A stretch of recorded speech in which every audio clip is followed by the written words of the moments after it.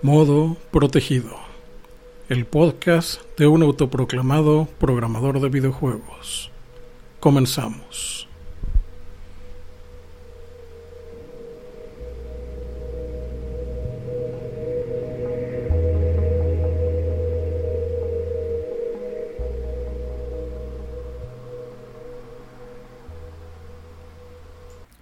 El tema de hoy, el choque de los elefantes. Existe en computación una gráfica que asocia la actividad tecnológica con la actividad de los nerds que hacen la tecnología con la actividad de los inversionistas. Esa gráfica la conocen como el choque de los elefantes, puesto que si dibujas ambas curvas en el mismo plano, te queda un dibujo de dos elefantes uno frente al otro con sus colmillos trenzados, como si fueran dos elefantes que se enfrentan en una pelea.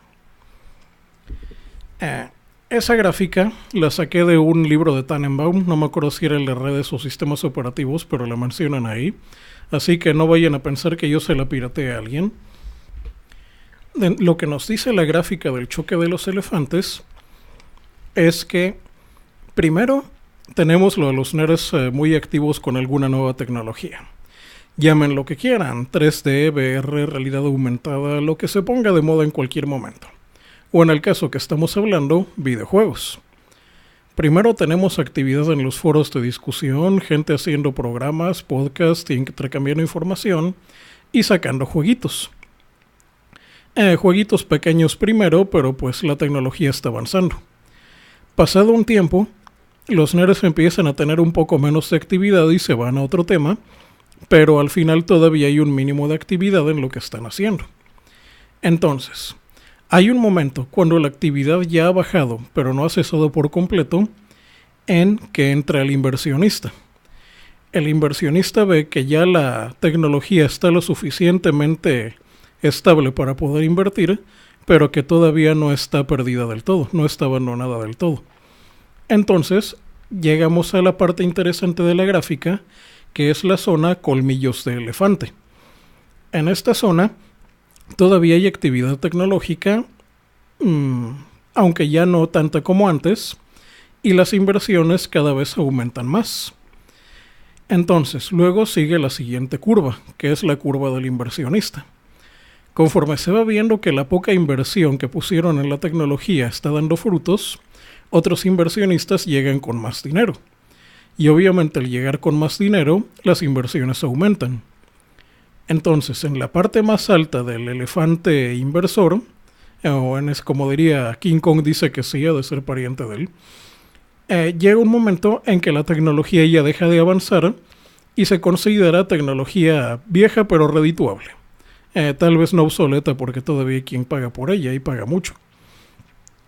Pasado un tiempo, la tecnología se olvida, pero todavía es suficiente negocio para invertir en ella y cada vez van invirtiendo cada vez menos hasta que la tecnología deja de ser redituable y los nerds vuelven a hacer alguna otra tontería donde el inversionista quiere invertir para sacar más dinero. Y así, señores, tenemos la gráfica de los dos elefantes. Gráfica que no voy a poder dibujar porque esto es un podcast, pero ustedes imagínense al elefante nerd y el elefante inversionista trenzados con los colmillos uno frente al otro.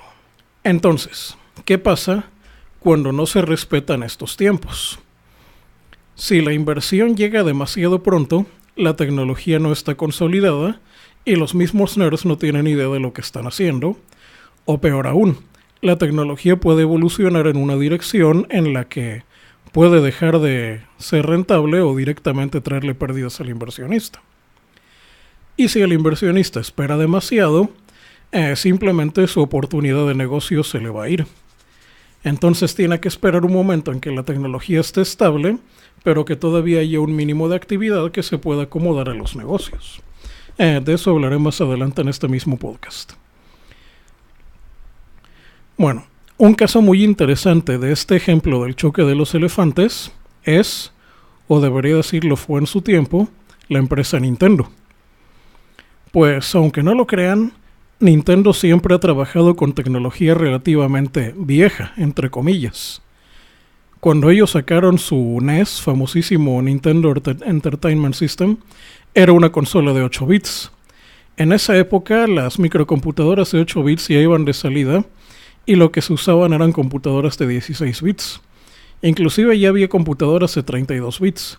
Sin embargo, ellos se quedaron con los de 8 bits porque era tecnología que ya no iba a avanzar tanto, pero todavía podía avanzarse lo suficiente para poder adaptarle al negocio. Y además era tecnología muy barata, por lo mismo que una consola podía ser mucho más barata que una computadora de miles de dólares. Y no fue la primera vez que lo hizo. También Nintendo evolucionó a la... De hecho, eso es un recuerdo gracioso que tengo. Cuando salió el Super Nintendo, decían que 16 bits era tecnología muy evolucionada y realmente no. La tecnología de 16 bits ya era bastante primitiva en esa época. De hecho, ya había máquinas de 32 bits. Como poco después fue la PlayStation, pero de eso vamos a pasar más adelante. Pero sin embargo, los juegos eran muy buenos y pues la gente los jugaba y la consola tenía buen precio, excepto en México que la soltaban a casi $1,000. Y por lo tanto era negocio tanto para Nintendo vender hardware barato, bueno, barato para ellos, como para los gamers tener juegos de calidad que eran bastante superiores a las cansinas y tediosas aventuras gráficas de las consolas de las PC de ese entonces. De hecho, la primera vez que vi que Nintendo hizo tecnología que no era tan vieja en ese sentido fue el Nintendo 64. Por lo que pude averiguar, tuvo tratos con fábricas de procesadores para diseñar el procesador del 60, bueno, el sistema completo porque el procesador ya existía. Y el 64, aunque fue muy buena consola, no tuvo el margen de ganancias que tuvieron las demás. Por eso ya después volvió al sistema de utilizar tecnología vieja, pero adaptada a sus necesidades. Sin duda Nintendo fue de los que mejor aprovechó la gráfica del choque de los dos elefantes. También podría mencionar, como ya lo mencioné hace brevemente un rato, el primer PlayStation. Mucha gente se maravilló cuando lo vio, pero realmente no tenía nada que las computadoras no tuvieran desde hace 4 o 5 años antes. Lo único que pasó es que esperaron a que la tecnología fuera lo suficientemente barata para poder vender una consola de CDs en $200 en lugar de $2,000 que valían las computadoras que hacían lo mismo. Y por supuesto ponerle algunos chips decodificadores para quitarle la carga al procesador. El primer PlayStation, bueno, de hecho todavía está el segundo, tienen unos detalles muy interesantes que ya no se hacen en las consolas. Bueno, pero volvamos al choque de los dos elefantes. Concentrémonos en el primero, el elefante tecnológico. ¿Hasta dónde puede llegar un programador sin dinero? ¿Cuánto tiene que esperar un inversionista para invertir? Bueno, de hecho en el momento en que estoy grabando este audio, hasta la noche anterior tenía una idea de lo que iba a decir, pero una plática que tuve en la mañana sí me puso a dudar. Verán, resulta que mis secuaces y yo teníamos como idea primero abaratar lo más posible los costos, presentar algún producto y ya cuando el producto fuera razonablemente bueno, poder pedir financiamiento para poderlo terminar de distribuir. Sin embargo, eso no nos ha funcionado tan bien como queríamos. Entonces, lo que nos pasó en ese tiempo es que los elefantes estaban demasiado lejos. No había una zona privilegiada que es la del colmillo de elefante, de los colmillos de elefante. Entonces, después de una pequeña plática, nos pusimos a discutir qué tanto tenemos que desarrollar para poder atraer inversión sin que el inversionista considere que lo estamos robando por no presentarle nada viable. Pero si esperamos demasiado, pues la oportunidad incluso para el inversionista se perdería. Entonces, ¿cuánto puede aguantar un programador sin inversión? Pues eso depende tanto sus necesidades, que realmente, como ya dije en otro podcast, a los señores del dinero no les importan tus necesidades, lo que le importa es que lo que le presentas de ganancias que él pueda recibir. Pues entonces, mientras el programador sobrevive y pueda programar, puede seguir adelante. Y ahora, ¿cuánto tiene que esperar un inversionista para invertir? Para entender esto, sería como qué tanto hay que esperar para poder pasar por un camino recién pavimentado para saber si el concreto ya selló. Pero hay que pasar rápido. Bueno, creo que no hay un símil tal cual. Pero si espera demasiado, la oportunidad se le va a ir, o la tecnología ya va a estar tan establecida que no va a poder influir en ella lo suficiente para poder adaptarle a su negocio. Eso nos lleva a otro punto muy común, que es la farsa del prototipo no funcional. Vaya, si vieran la cantidad de veces que he visto vendehumos acercándose a los señores del dinero diciéndoles: tengo una idea rompedora, revolucionaria, que los hará millonarios a ustedes y a mí por tener la pura idea aunque no haga nada, que aquí tengo un prototipo no funcional que va a hacer todo lo que los va a hacer ricos.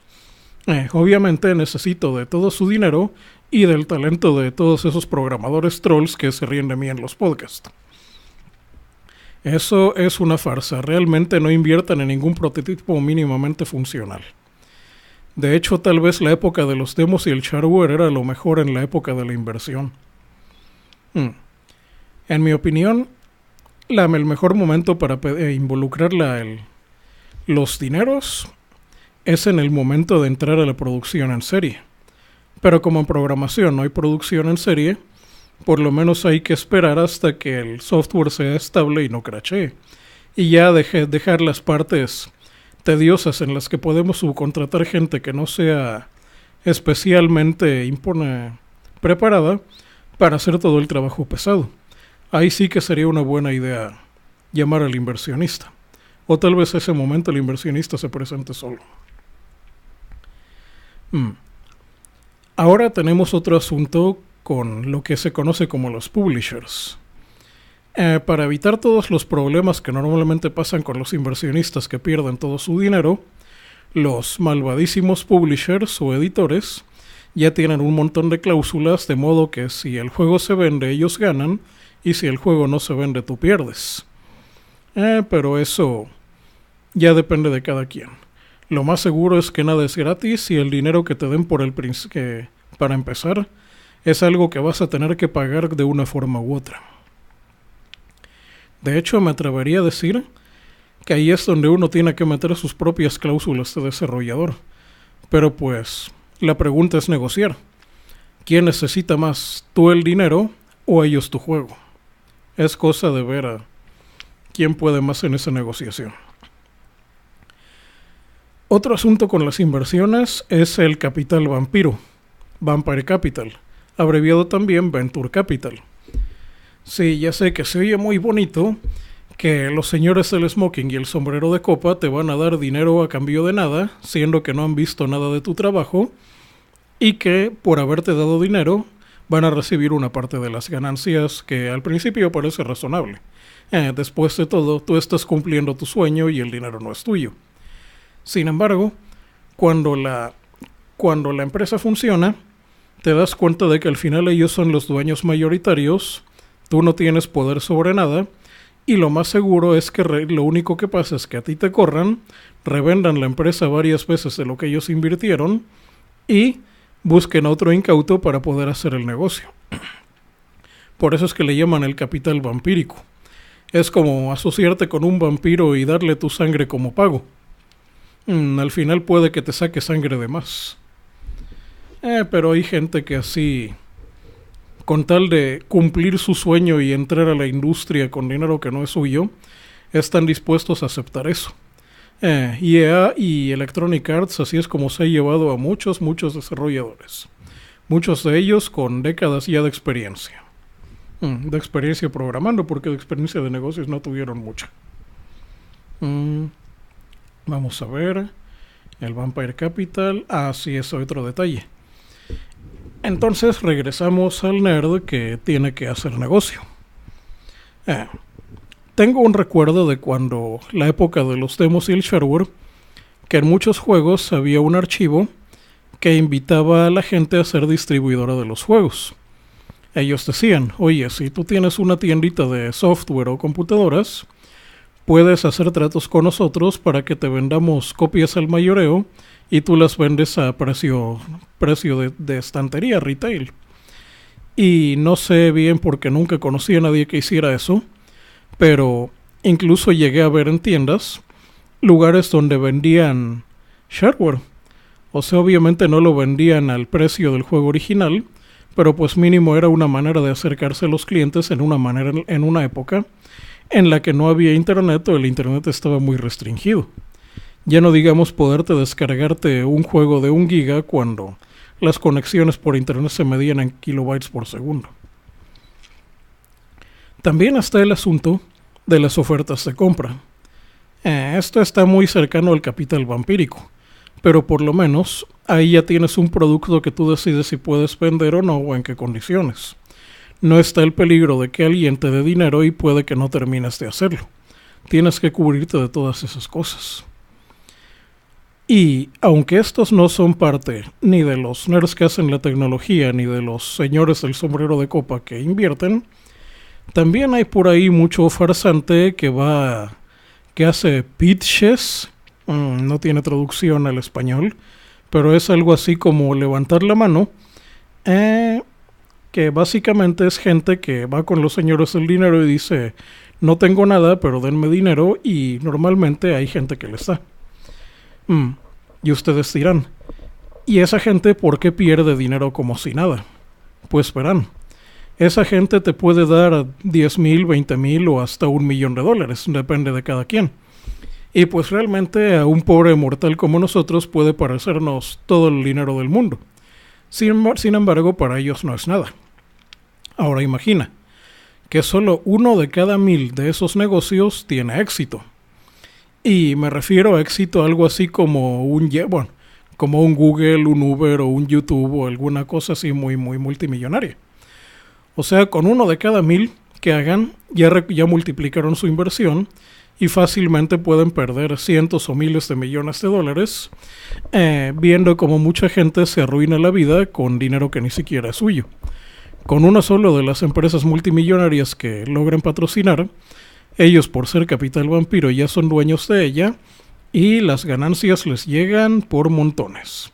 El $1,000,000 que te dieron no es nada comparado con ellos. De hecho, los tan odiados idea guys o gente que nada más se acerca a los desarrolladores para ofrecerles ideas, sí existen, pero no se acercan a los programadores, se acercan a los que sueltan el dinero. Y ya con el dinero se buscan a los programadores. Ya sabemos cómo termina esto. Entonces, volviendo al asunto de los elefantes, ¿en qué punto la inversión económica es mayor? Pues realmente la inversión económica es mayor cuando la tecnología ya está completamente paralizada y no hay incertidumbre de que vaya a haber un fallo que les haga perder dinero a los inversionistas. Aunque los que mejor les fue los que invirtieron poco y ganaron mucho. Pero ya a partir de este dinero ya se gana mucho invirtiendo mucho, como en cualquier otro negocio. Y poco a poco va bajando la rentabilidad hasta que ya a nadie le importa. La primera inversión es pequeña cuando la tecnología no ha sido paralizado del todo. Y entonces, ya cuando el dinero se acaba y ya no hay tecnología, ya no hay necesidad de invertir y hay que esperar el nuevo negocio. Entonces, ese es un tiempo en el que la tecnología se detiene y el negocio se muere. Casi siempre es cuando ya salen las nuevas ediciones de las consolas. Uno lo puede ver. Como ya los materiales cambiaron y ya pueden estar fuera del mercado, las consolas se rediseñan para bajar costos, y poder seguir funcionando. Obviamente con retrocompatibilidad. De hecho, es una buena señal para el inversionista. Ya cuando sale el siguiente modelo de consola que hace lo mismo, es que ya pueden hacer inversiones grandes sin riesgo, aunque tampoco va a haber demasiada ganancia. Bueno, eso era hasta que las múltiples versiones del Xbox One empezaron a salir cada fin de semana.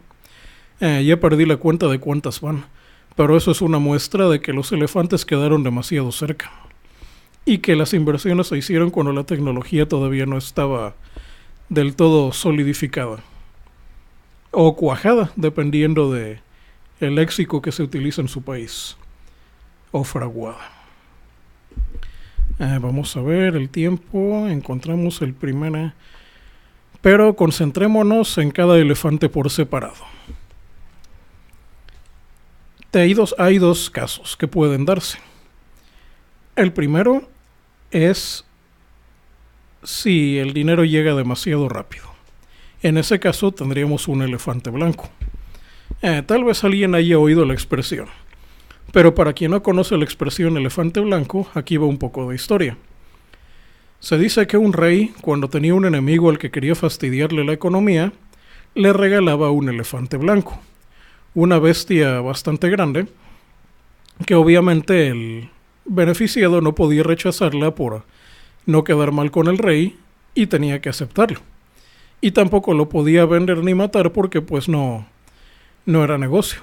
Y peor aún, los elefantes blancos comen mucho y son muy débiles para ponerlos a trabajar.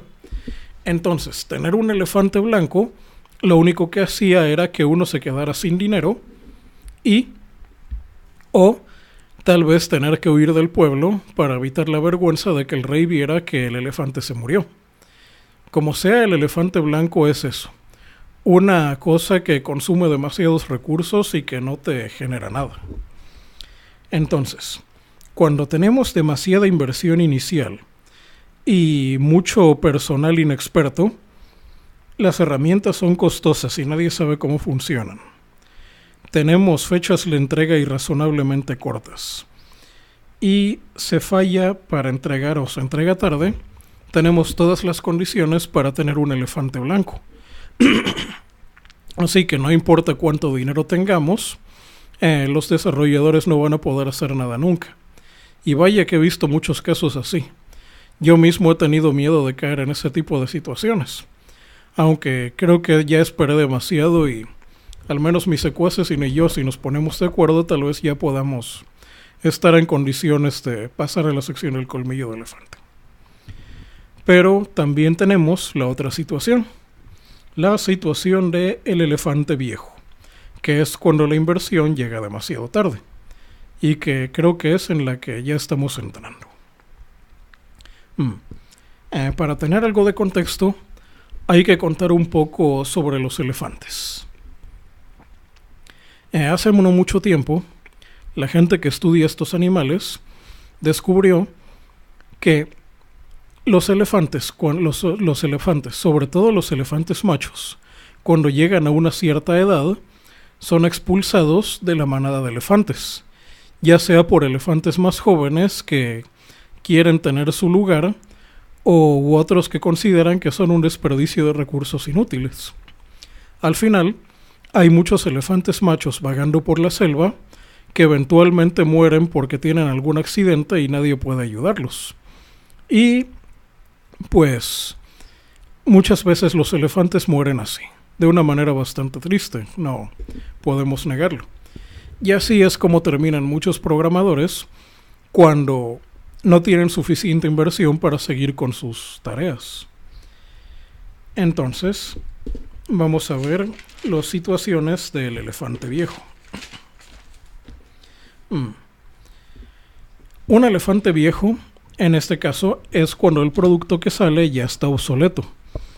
Típico que ha pasado con algunos productos que quieren hacer algo con tecnología muy vieja que ya ni siquiera, ya puede ser cara porque ya no es rentable.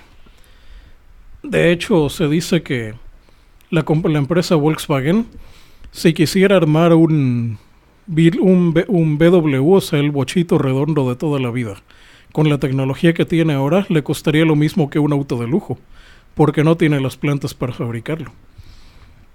Entonces, el elefante viejo es cuando el programador espera demasiado y solo puede crear productos obsoletos, quedarse con existencias que no se venden, el empleo de poco tiempo y dura mucho, o los proyectos se frenan, aunque de nada sirve porque ya la pérdida fue muy grande.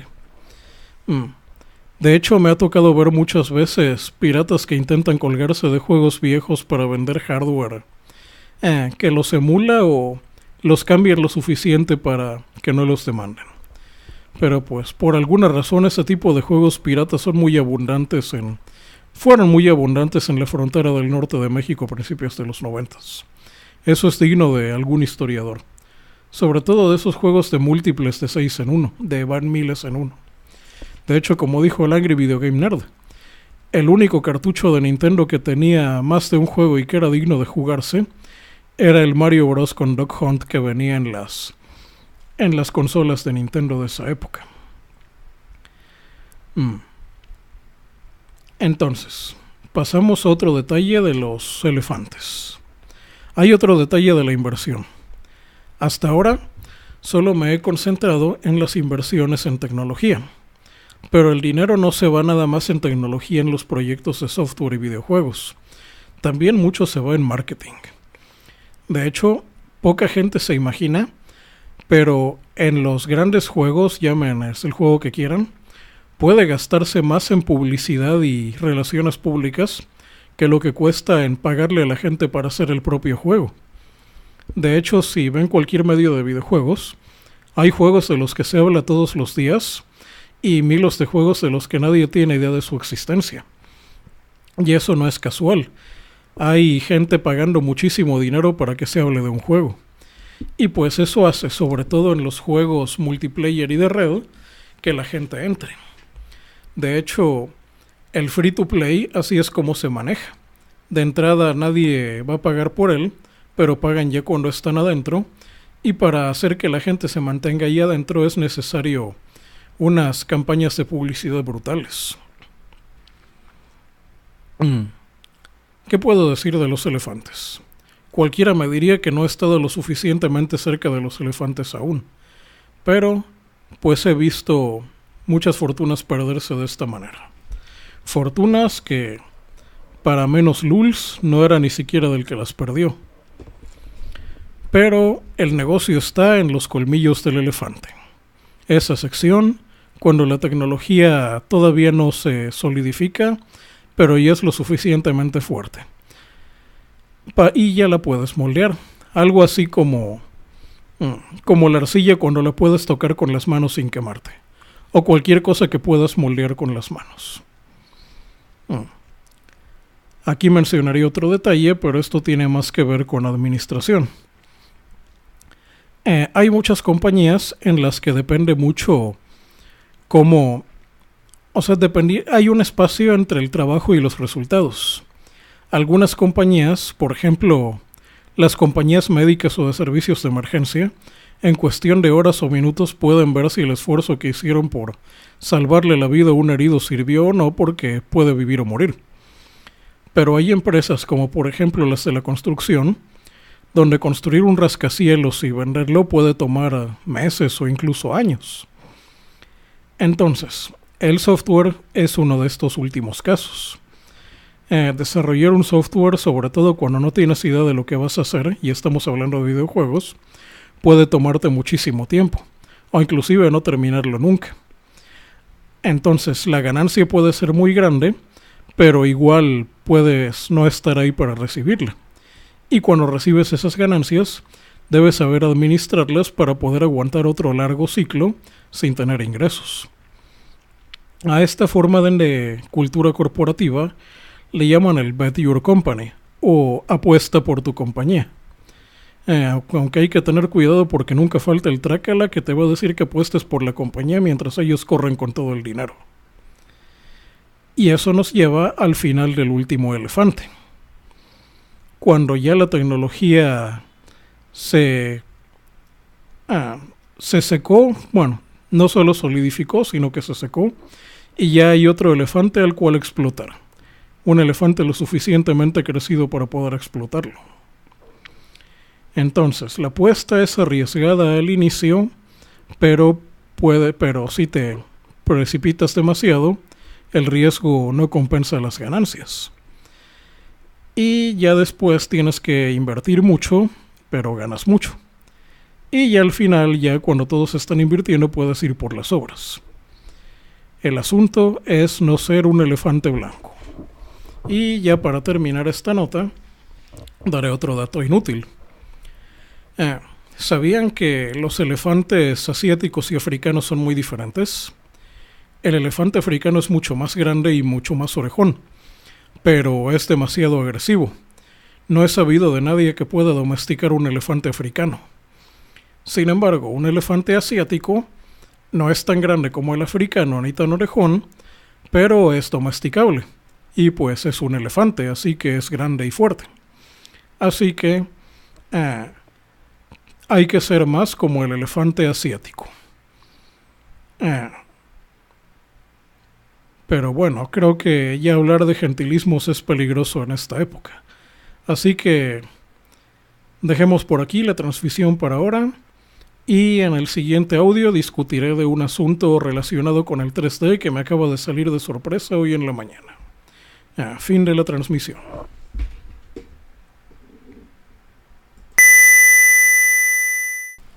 Fin de la transmisión.